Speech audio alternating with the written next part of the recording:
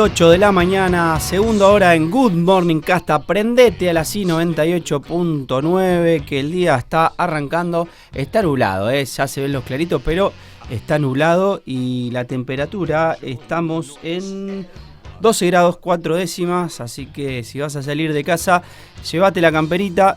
Y si no, como te decimos siempre, estirala un poquito más. Si podés tirarla a la salida de casa, quédate un poquito ahí estirando en la cama, en el sillón, donde puedas. Bueno, nosotros ya lo tenemos con nosotros aquí a Marcelo Maisonave. ¿Qué tal, Marce? ¿Cómo estás? Buen día. Buen día, ¿cómo andan? ¿Qué tal, Joel? Mariano. Venimos para hablar de un poco de segmento internacional. Hay mucha información dando vuelta. Hoy China, vamos a hablar bastante de China. Sí, hoy nos vamos a enfocar en China. Tenemos un invitado especial, vía radial, vía telefónica en realidad, para salir en la radio. Y bueno, sí, haciendo una breve introducción mientras hacemos el contacto telefónico. Ayer estuvo el debate, saliendo un poquito de China, ahora nos vamos a meter en China, pero saliendo un poco de ahí, ayer estuvo el debate presidencial en Estados Unidos entre Donald Trump, el expresidente, y la actual vice, Kamala Harris. Bueno, los que tuvieron la oportunidad de verlo habrán sacado sus conclusiones. Los dos dan a entender que ganaron el debate. Vieron que es muy habitual esto, ¿no? De quién ganó el debate. Bueno, es difícil saberlo. También, bueno, fue noticia que Taylor Swift manifestó su apoyo a Kamala Harris, con lo cual eso seguramente le haya ayudado a la candidata demócrata. Y bueno, las principales diferencias se dieron en lo que uno esperaba, en cuestiones de migrantes. Trump con una posición más dura, en ese sentido, siempre de discurso, ¿no? Recordemos que uno de los presidentes que más migrantes deportó a Estados Unidos ha sido Obama, también calificado, ¿no?, como un demócrata progresista, bueno, y sin embargo así actuó. También tuvieron varios cruces respecto de lo que es la relación con Israel y Palestina, donde, bueno, uno y otro se acusaron mutuamente de no estar a favor de Israel. Lo mismo en respecto de la guerra de Ucrania y Rusia. Ahí Trump se diferenció, dijo que en un día él va a solucionar eso, que incluso antes de asumir, si llegara a ganar la presidencia, antes de asumir puede resolver eso. Entonces ahí Kamala Harris lo acusa de ser un futuro dictador a Trump porque es amigo de Putin. Bueno, cuestiones un poco, no sé cómo llamarlas, un show televisivo, ¿no? Uh-huh. Sí, mucho de título, mucho título para el título. Exactamente. En otro breve repaso de las noticias internacionales más importantes de la mañana, diríamos, ayer se aprobó finalmente en el Senado mexicano la reforma judicial, que implica el voto directo de los jueces de la Corte y de todos los jueces federales. Ahora resta que se aprueben en las cámaras estaduales, no provinciales, digámosle así, de los congresos estatales. Así que avanza firme, más allá de las protestas. Tuvieron que hacer tanto la sesión de diputados como la del Senado en recintos alternativos por las protestas que hubo respecto de este tema. Y bueno, la última noticia importante que podemos repasar es el exilio, ¿no?, que tuvo el candidato opositor venezolano Edmundo González Urrutia, que obtuvo el salvoconducto para llegar a España, donde se encuentra ahora tras la tensión que vivía en Venezuela. Tenemos al aire al invitado de hoy. Bueno, perfecto, ya está conectado entonces. Amílcar Salas Oroño, el invitado de hoy. Vamos a presentarlo a nuestro querido amigo Amílcar. ¿Por qué lo hemos invitado hoy a Amílcar? Bueno, él es coautor del libro, no sé si estoy saliendo ahí, sí, estoy saliendo por YouTube, ahí presento la tapa del libro, por lo menos para los que están viendo. El libro se llama La democracia en China. Son coautores o compiladores Mariano Ciafardini, Paul de Crop, Verónica de Luca, Amílcar Salas Oroño, nuestro invitado, y Luis Weiner. Es un libro que produjo las ediciones del Centro Cultural de la Cooperación, Florial Gorini, ahí en Buenos Aires, por calle Corrientes, lo encuentran en este centro cultural. Bueno, es un libro muy interesante y lo vamos a conversar ahora con Amílcar, que lo presento brevemente. Amílcar es licenciado en Ciencia Política por la UBA, magíster también en Ciencia Política por la Universidad de San Pablo y doctor en Ciencias Sociales de la UBA. Bueno, una larga trayectoria como docente, investigador, articulista y bueno, académico en general. Un compañero muy interesante, así que bienvenido, Amílcar, buen día. Buen día, Marcelo, un saludo para vos y para el equipo y para la audiencia. Muchas gracias, y aquí estamos entonces, hoy concentrados en China. La verdad que nos interesó mucho este libro que estoy comentando, La democracia en China. Lo están presentando, bueno, lo presentaron hace poquitos días, es muy reciente. contanos primero un panorama de por qué proyectaron este trabajo y su importancia. Bueno, el libro tiene varios años de trabajo, eso siempre arrancamos un poco por ahí porque en el 2018-19, un poco los que terminamos siendo autores, empezamos a juntarnos en el marco del Centro Cultural de la Cooperación para repasar algunas cuestiones vinculadas con China, con las transformaciones globales que podían repercutir, siempre teniendo, digamos, como mirada nuestro punto de partida latinoamericano. Entonces empezamos abordando China.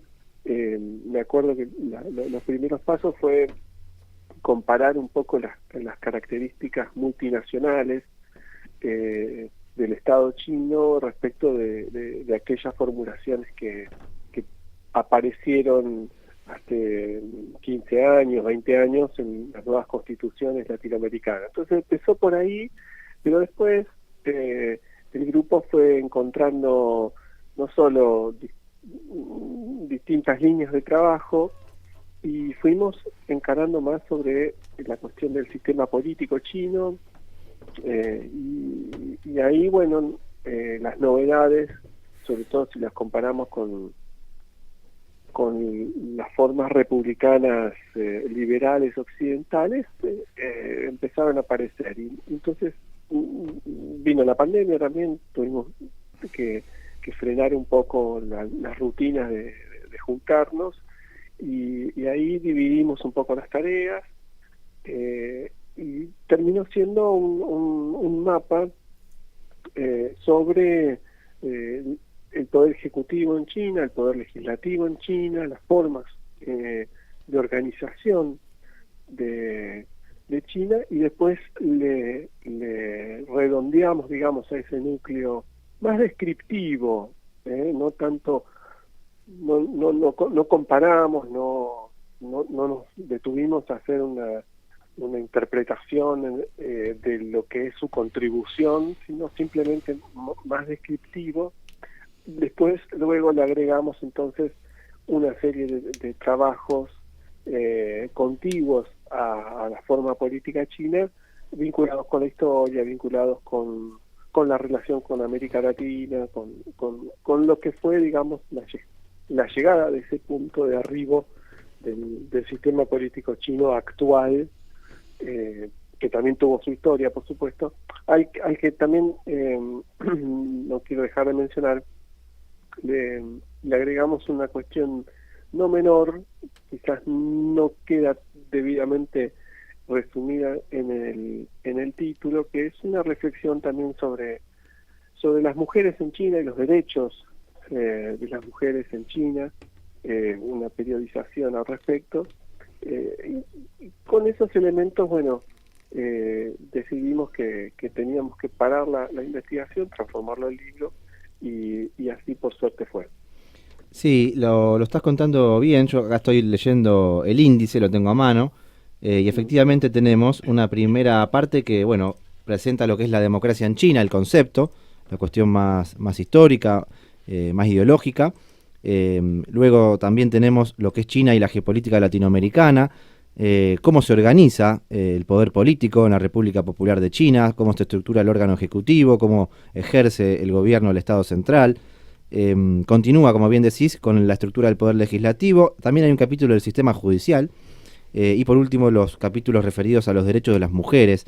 Volviendo entonces un poco a lo que es la cuestión geopolítica, nosotros en esta columna que tenemos todos los miércoles en Radio Sí, hacemos énfasis siempre en que estamos en un mundo en transición, sobre todo para contrastarlo con lo que es la política exterior del gobierno argentino, que sigue anclado en una especie de guerra fría del siglo XX, que da la sensación que está superada, o que por lo menos el tiempo ha pasado. ¿Qué evaluación haces de esto? Bueno, y es parte de tus capítulos, ¿no?, de relacionar a China con la geopolítica latinoamericana. Claro, porque se da esta particularidad, el ascenso de China no puede no clasificarse como como muy veloz, como muy abrupto, por lo menos el que viene del siglo XX hacia el siglo XXI.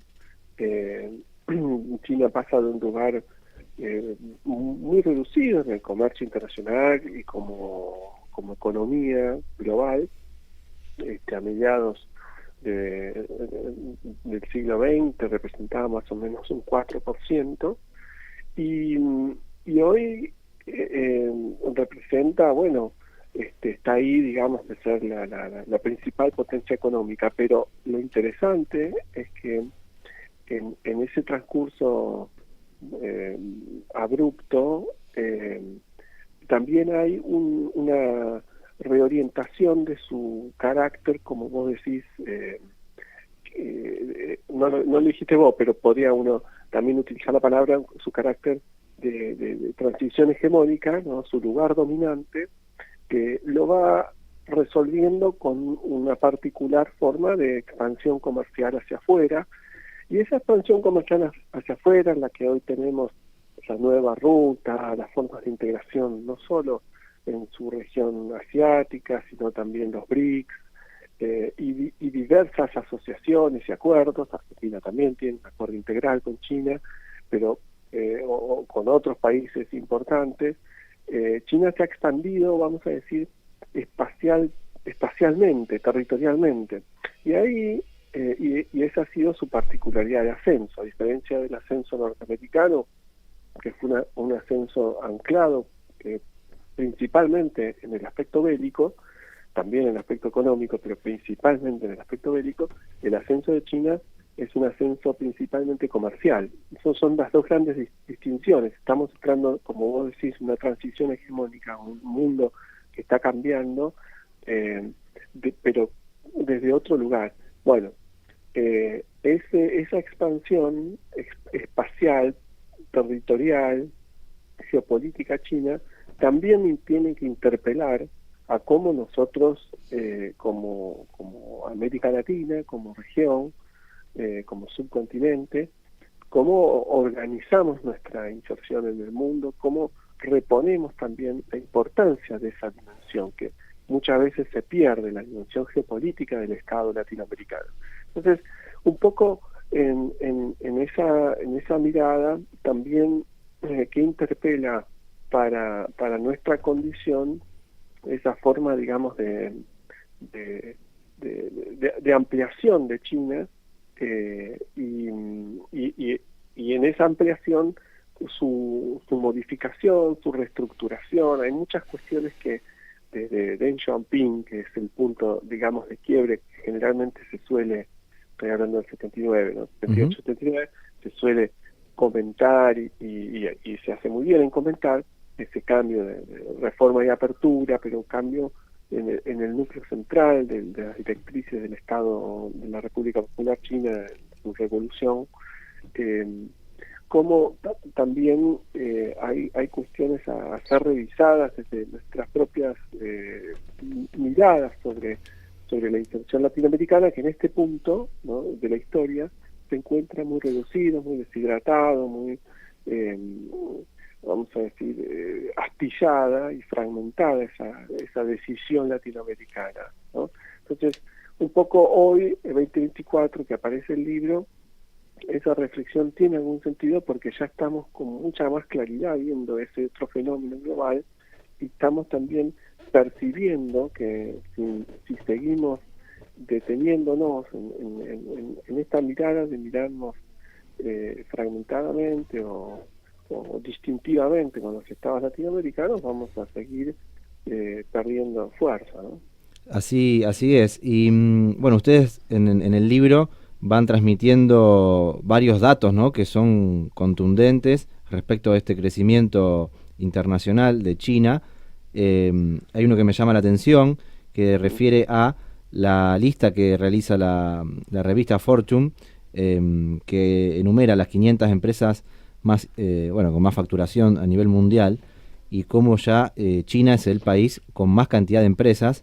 Al 2020 ya tenía 124 contra 121 de Estados Unidos, e incluso en la actualidad la última lista lo amplía esa ventaja. Con lo cual, cómo se va viendo también, no solamente en lo que es la posición, ¿no?, del Estado chino, sino también todas sus ramificaciones a través de empresas, inversiones, relaciones de distinto tipo. Bueno, también trabajan en el libro lo que es la franja y la ruta de la seda, el BRICS.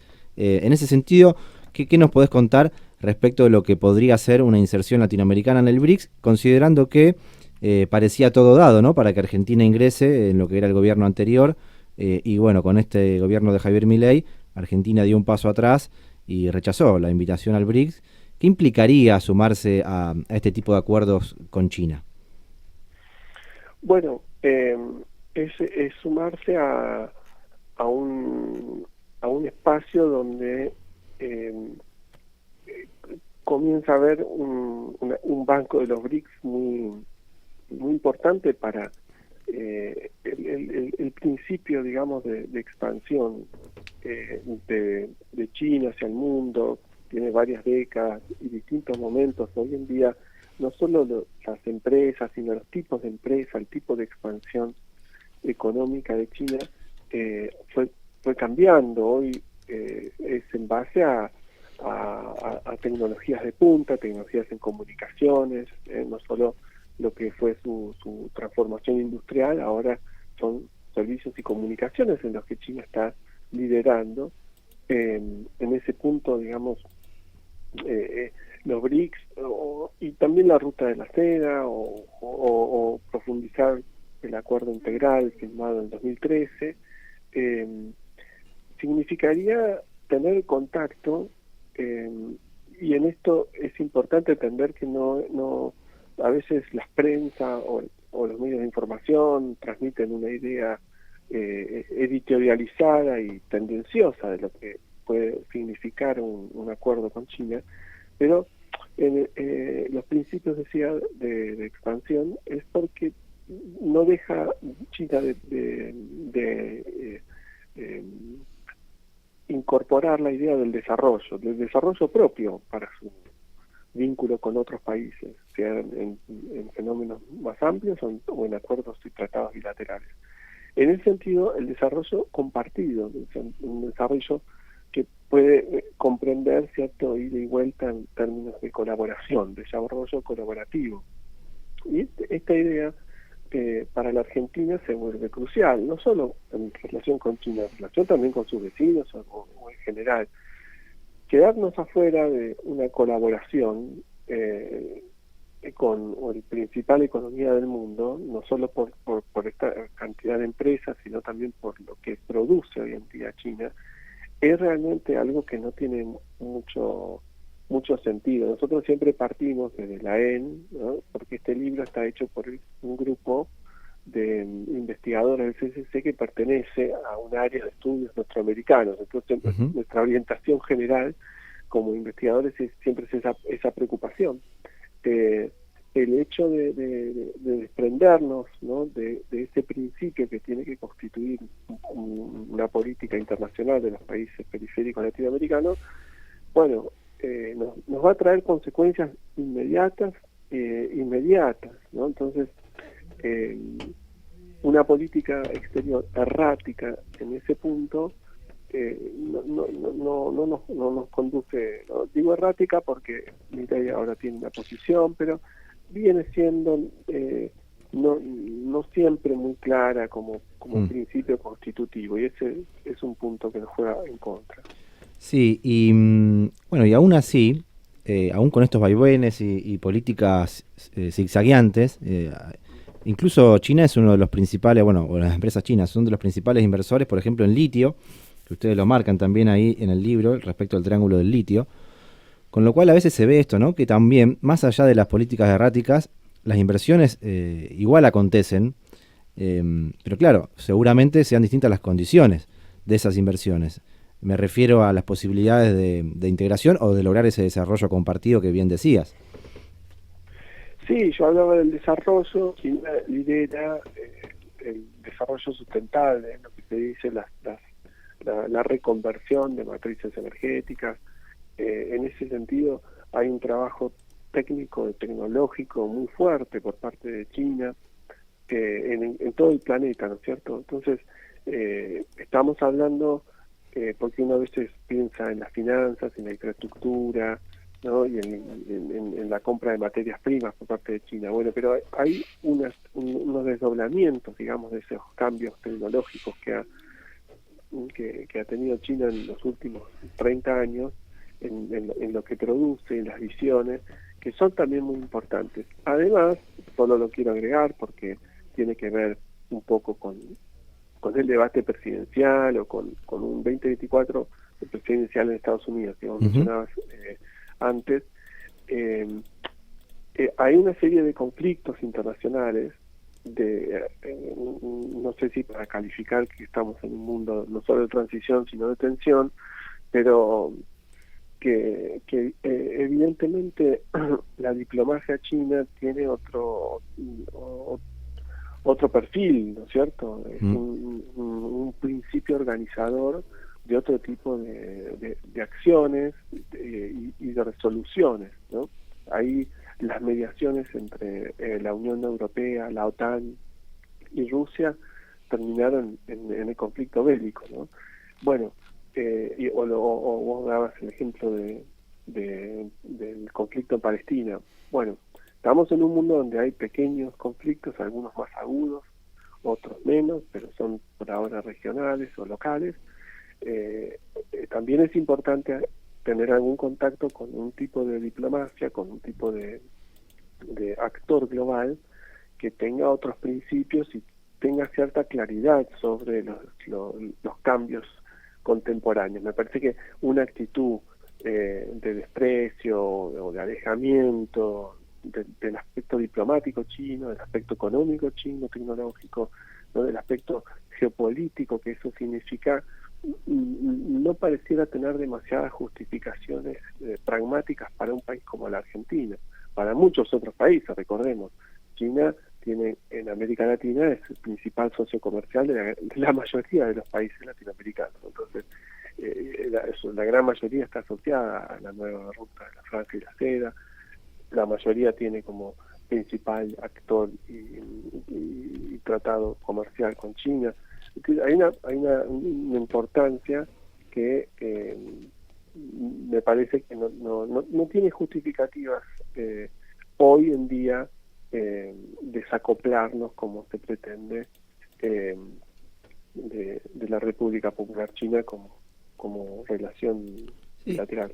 Recordemos también, Amílcar, que incluso este mismo año Milei se vio forzado a enfriar un poquito sus declaraciones contra el gobierno chino y tuvo, bueno, a raíz del swap, ¿no? De este préstamo sobre las reservas argentinas que China finalmente renovó, bastante en silencio, sin hacer mucha estridencia. Se habló en un momento, o fue un rumor periodístico al menos, de que por ahí Milei iba a ser convocado a China para, bueno, como un gesto de acercamiento. Bueno, eso finalmente no se hizo. Y bueno, ahí está la situación, pero evidentemente todavía incluso este gobierno de Milei, de ultraliberal o bueno, como se califique, ¿no? Anarcocapitalista o demás, aún así necesita del soporte chino.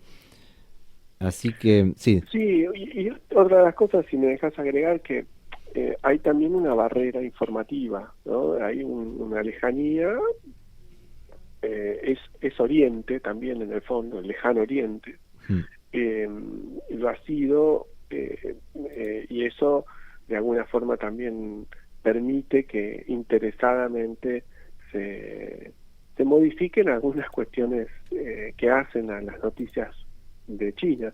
Por eso también quisimos largar el libro, porque en comparación, por ejemplo, con Brasil, también la magnitud de los países es muy diferente, pero en la Argentina también nos debemos una aproximación, ¿no es cierto?, y una nueva información sobre lo que es, lo que significa China, lo que trae, digamos, como aporte a las relaciones internacionales. Hay algunos posgrados, en algunas universidades hay algunos centros de estudio, tiene alguna presencia, pero todavía nos debemos de ese también trabajo de discutir, de informarnos, de conversar, incorporando esa cuestión internacional a nuestras miradas políticas internas, locales, eventualmente latinoamericanas, pero pasar esas barreras que siempre se han propuesto, históricamente se han propuesto, ¿no? Porque además hay que decirlo, China es un país que se define como comunista, tiene un partido que resulta en su propia formulación, lo decimos en el capítulo, es el partido hegemónico. Entonces despierta una serie de fantasmas. Bueno, creo que hay que abrir un poco ese panorama, conversar con elementos más claros, puede uno discordar o no, pero por lo menos avanzar en una argumentación informada. Es una pequeña contribución en ese sentido. Clarísimo, Amílcar. Bueno, muchísimas gracias. La verdad que recomiendo fervientemente este libro para lo que decías recién, ¿no? Romper un poco este cerco informativo, abrir un poco la cabeza en este mundo, bueno, nuevo, que se sigue abriendo en el siglo XXI. Así que, bueno, Amílcar, muchas gracias, que tengas buen día y nos reencontramos pronto. A vos, Marcelo, un saludo a todos. Gracias. Pasaba entonces nuestro invitado de hoy, Amílcar Salas Oroño, uno de los coautores del libro que estábamos presentando, La democracia en China. La verdad que muy recomendable a la audiencia. Se compra, ¿dónde lo conseguimos? Eso, se compra por internet. Lo buscan en el Centro Cultural de la Cooperación. Se lo mandan, a mí me lo mandaron en 2 días prácticamente, así que, o a quien va a Buenos Aires lo compra sin cargo de flete. Así que ahí está. La verdad que es muy recomendable.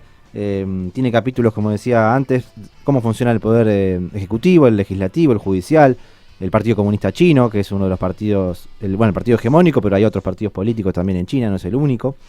La concepción de democracia, la historia también de cómo se conforma la República Popular China, etcétera. Y la identificación de los chinos como comunistas. Marxistas, exactamente. Marxista, lo último que decía Amílcar. Sí, es un gobierno socialista, claramente, con particularidades chinas, así lo definen, un socialismo con particularidades chinas. Así que, bueno, la verdad que es bastante complejo. Imagínense también 1.400 millones de personas. Un montonazo. Montonazo, no hay es un gobierno unitario, pero con, bueno, muchos regímenes autónomos, incluso ciudades que también son autónomas. Bueno, tiene una gran complejidad, tiene territorios en disputa. Una larga situación que vale la pena repasar y aprender también para, fortalecer un poco los debates también, ¿no? En Argentina, que son tan, a veces, por los grandes medios de comunicación, se simplifica todo, como que hay un mundo libre y un mundo autocrático, como si fuese todo tan blanco o negro. Así que, esta fue un poco la intención del día de hoy. Ojalá la audiencia lo haya aprovechado. Amílcar Salas Oroño, con comunicación con nosotros, con Marcelo Maisonave. Marce, muchas gracias. Segmento Internacionales, repasando un poco lo que fue el debate, lo que se viene también, ¿no? Para la elección en Estados Unidos. ¿Es ahora nomás, en noviembre, la elección? La elección, el supermartes es el 5 de noviembre. 5 de noviembre es la elección. Y la asunción sería en febrero, más o menos, enero. Sí, es en las primeras semanas del año nuevo. Sí, ahí va, está parejo, Está parejo y lo que se define siempre son en los estados en disputa, son 5 o 6 estados, se habla en general, que son los que están más parejos, voto a voto, hay que ver cómo decanta la situación.